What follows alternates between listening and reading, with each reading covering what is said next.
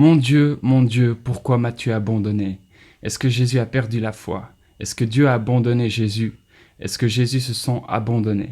Pourtant, Jésus lui-même a annoncé sa mort à plusieurs reprises. Je crois que contrairement à ce qu'on pourrait croire, Jésus fait une dernière déclaration de foi sur la croix. Avec son dernier souffle, il souhaite rendre attentifs les gens qui sont là, que ce qui se passe là au pied de la croix a été annoncé depuis des siècles. Et je pense qu'il va même plus loin.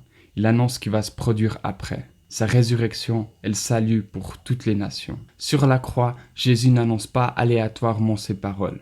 C'est consciemment qu'il cite le psaume 22, ou plutôt le premier verset. Pourquoi est-ce que Jésus fait ça? Les gens à l'époque connaissaient les psaumes par cœur. Donc quand Jésus prononce le premier verset, tout le monde savait à quel psaume il faisait référence et il connaissait également le contenu de ce psaume. Ils auraient pu ou dû comparer le psaume avec ce qui était en train de se passer. Regardons ce psaume.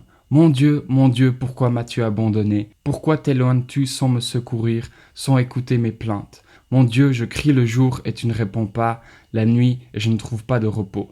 Jusqu'à là, le texte semble simplement exprimer ce que Jésus a pu ressentir. Mais si on poursuit la lecture un peu plus loin, « Mais moi je suis un ver et non un homme, la honte de l'humanité, celui que le peuple méprise. Tous ceux qui me voient se moquent de moi, ils ricanent, ils hochent la tête. Recommande ton sort à l'Éternel. L'Éternel le sauvera, il le délivrera puisqu'il m'aime. » C'est exactement ce qui est en train de se passer au pied de la croix. Les passants le méprisent, l'insultent, secouent la tête. Ils se moquent de lui. Ils disent même que Dieu le délivre maintenant s'il l'aime. Mes forces s'en vont comme l'eau qui s'écoule, tous mes os se disloquent. Mon cœur est comme de la cire, il se liquéfie au fond de moi. Ma force se dessèche comme l'argile et ma langue s'attache à mon palais. Tu me réduis à la poussière de la mort. C'est exactement ce qu'un crucifié asphyxié devait ressentir. Et regardez, ils ont percé mes mains et mes pieds. Ça fait clairement référence à la crucifixion. Il s'agit là d'un texte qui a été écrit 1000 ans auparavant. Et la précision de cette prophétie m'hallucine parce que regardez au verset 19, il se partage mes vêtements, il tire au sort mon habit. Là aussi, les soldats lancent les dés pour tirer au sort l'habit et se partagent les vêtements de Jésus. C'est pas une coïncidence. Jésus dit, regardez ce qui est en train de se produire, les prophéties qui s'accomplissent. Ce qui se passe n'est pas un hasard. Mais le psaume ne s'arrête pas là. Mais toi, Éternel, ne t'éloigne pas. Toi qui es ma force, viens vite à mon secours. Protège mon âme contre l'épée, ma vie contre le pouvoir des chiens. Sauve-moi de la gueule du lion, des cornes du buffle. Tu m'as répondu. Tu m'as répondu? C'est étonnant. Dieu est-il vraiment venu au secours de Jésus? Est-ce qu'il a gardé sa vie? Jésus va mourir. Mais qu'est-ce qui se passe à ce moment-là? Jésus poussa de nouveau un grand cri et rendit l'âme. Et voici que le voile du temple se déchira en deux depuis le haut jusqu'en bas. Le voile sépara le lieu très saint, là où demeurait la présence de Dieu, du reste du temple. C'était un endroit très restreint, on pourrait dire quasi inaccessible.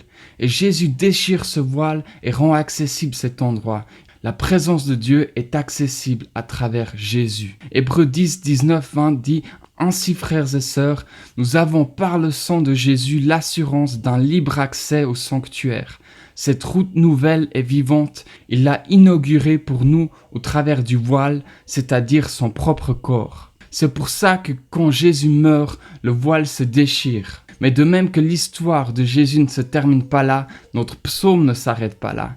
Et je trouve qu'on peut y voir une allusion très claire à la résurrection. J'annoncerai ton nom à mes frères, je te célébrerai au milieu de l'assemblée. Comment est-ce que c'est possible s'il est mort?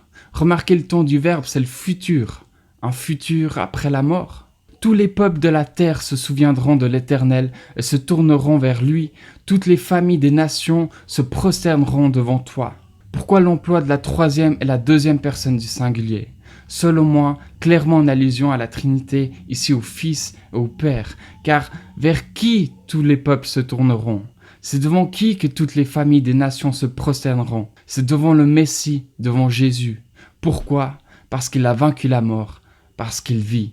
Et je crois que Jésus, avec son dernier souffle, annonce toutes ces choses sur la croix. Si tu as apprécié cette vidéo, tu peux découvrir les preuves historiques sur la résurrection ici. Sinon, il y a la playlist de toutes mes vidéos Encore méchant.